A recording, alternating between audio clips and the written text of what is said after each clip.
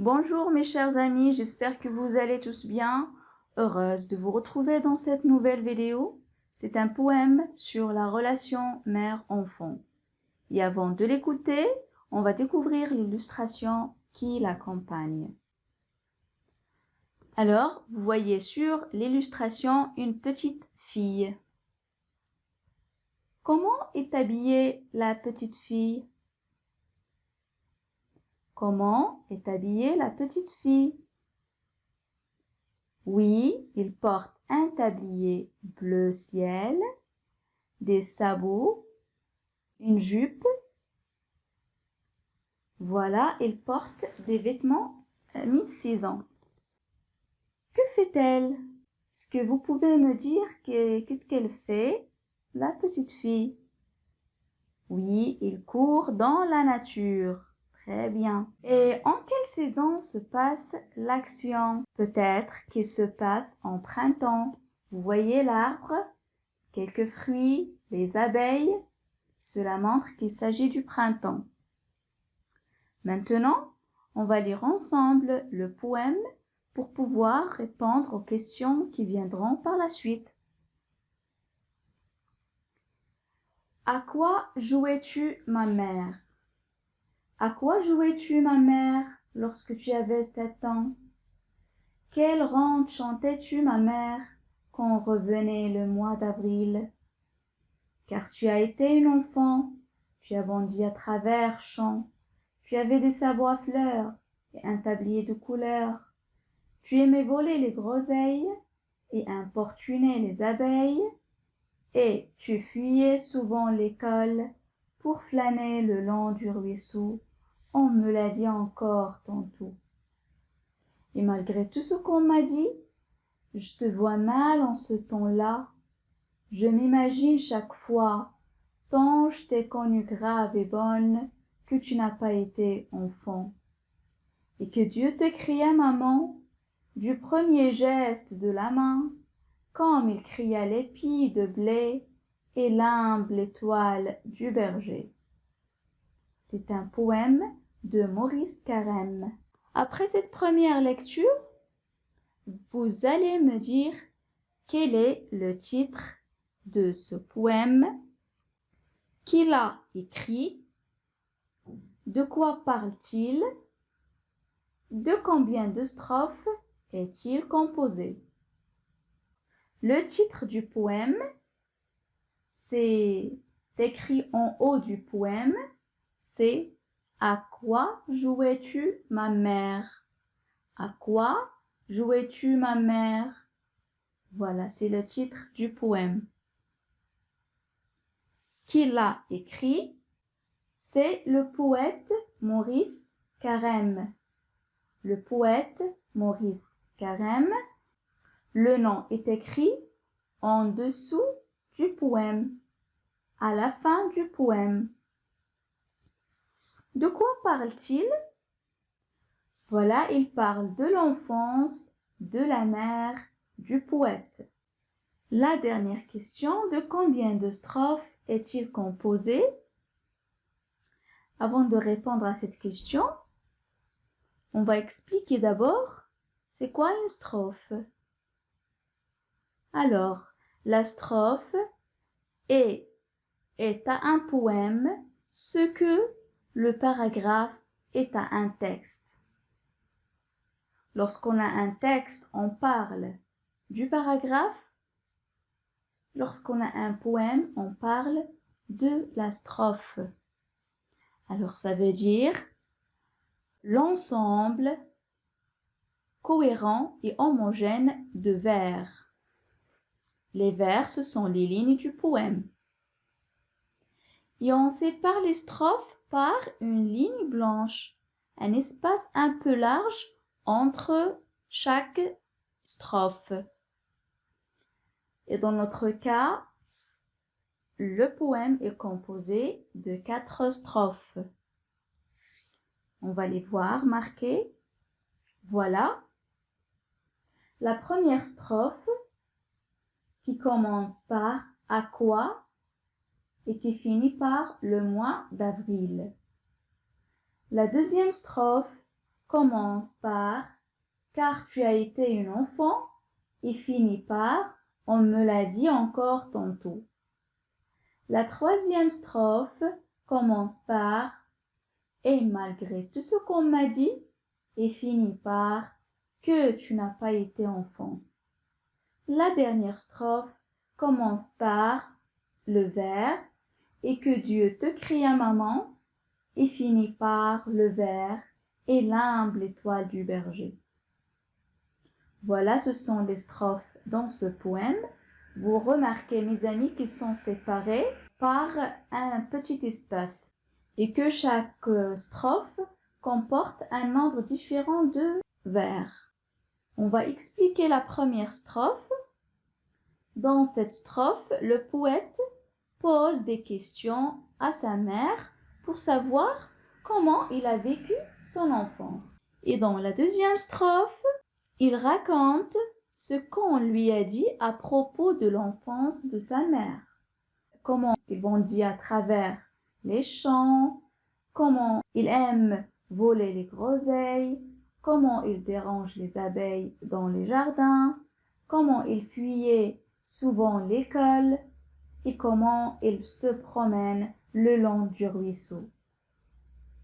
Dans la troisième strophe, le poète avoue que malgré tout ce qu'on lui a raconté, il n'arrive pas à imaginer sa mère lorsqu'il était enfant. Et dans la dernière strophe, il ajoute que Dieu a créé sa maman tout simplement comme adulte et n'était jamais enfant.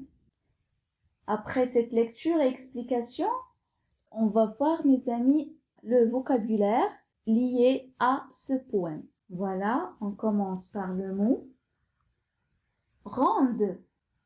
Ronde, la ronde, c'est un nom féminin. Ça veut dire une danse où l'on se tient par la main et où l'on tourne. Ou bien c'est la chanson sur laquelle on effectue cette danse. Il supporte les deux sens, soit une danse, soit une chanson. Le deuxième mot, c'est épi de blé. L'épi de blé, c'est un nom masculin. Il désigne la partie de la tige de blé qui contient les graines. Le mot suivant,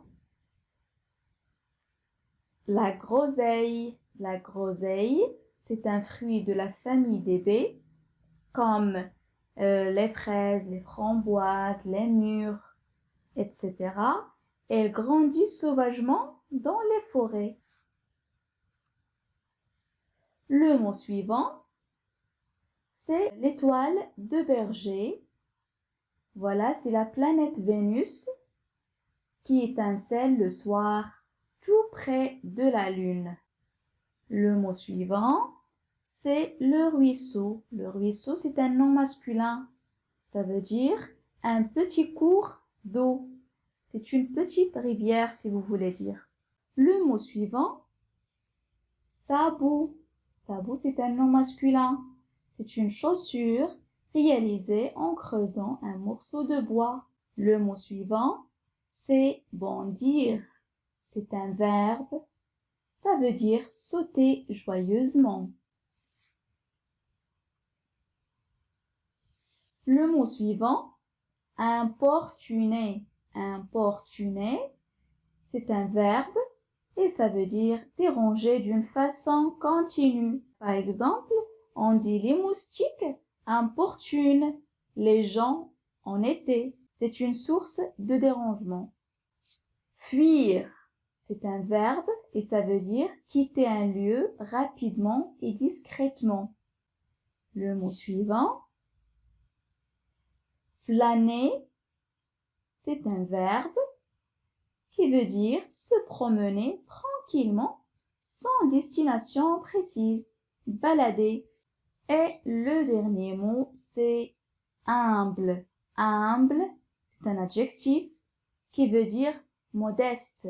Modeste, c'est quelqu'un qui se comporte gentiment, qui se comporte bien avec tout le monde. Il n'est pas arrogant.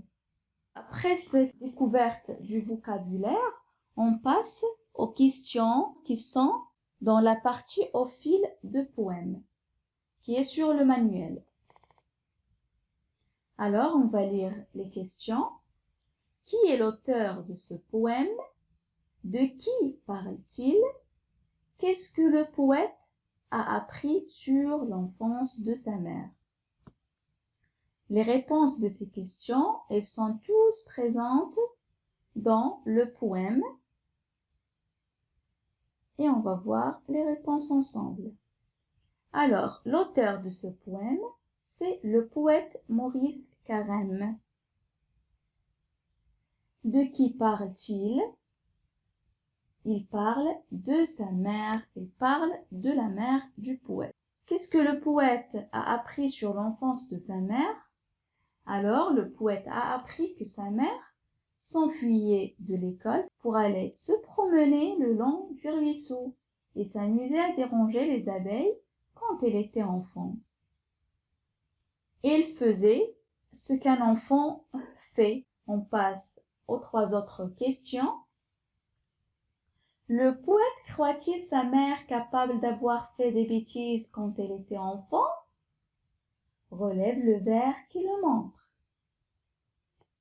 De combien de vers le poème est-il composé? Avec quel mot rime enfant dans la deuxième strophe?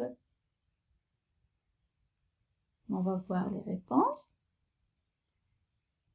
Alors, non, le poète ne croit pas que sa mère faisait des bêtises étant enfant.